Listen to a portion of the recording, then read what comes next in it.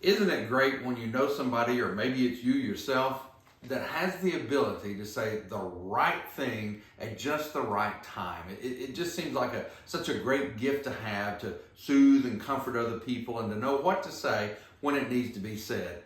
And yet we also understand that there are people, and sometimes it's myself or it's you, that say the wrong thing all the time, if at least at the wrong time.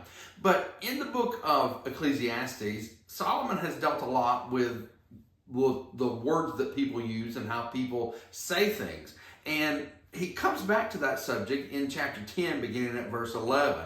In fact, he says that a serpent may bite when it is not charmed. And then he says the babbler is no different. That kind of sets the tone for about the next 4 verses, talking about the one that's called the babbler, or the one that uses a lot of words. He goes on to say, the words of a wise man's mouth are gracious, but the lips of a fool will swallow him up. He will give about 3 or 4 characteristics of the language or the speech of a fool here, and this is one of them. He says that the fool's words swallow him up. In other words, they may destroy him. How many times do you know about people who have said things that led to, maybe they were beat up, maybe they lost their lives, or at least, as this says here, in some way they experienced a significant going backwards in their life because of the way that they talked.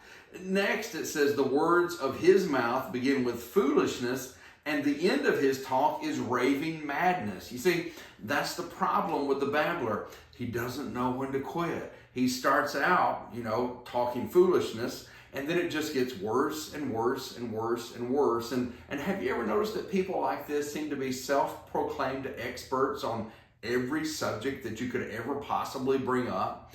And yet, it's like a raving madness as you continue to listen to them. Next, he says, a fool also multiplies his words, as we've already mentioned. No one knows what is to be. Who can tell him what will be after him? You see, the fool not only is the self-proclaimed expert on everything that's going on right now, he also knows what's all going to happen in the future and how it all ought to come down. And if everybody would just do everything his way, then it would all go so well.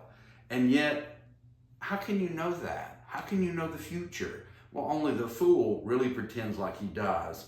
The labor of fools wearies them, for they do not even know how to go to the city. You see, he gets so wrapped up in the future and all these other things that he thinks that he knows, he can't even focus on the present.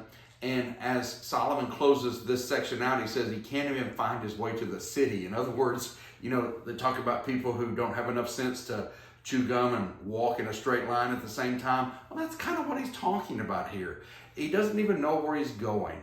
And, it's one thing sometimes to have foolish thoughts and to think foolish things, but let's be sure that we don't open our mouths and tell everybody that.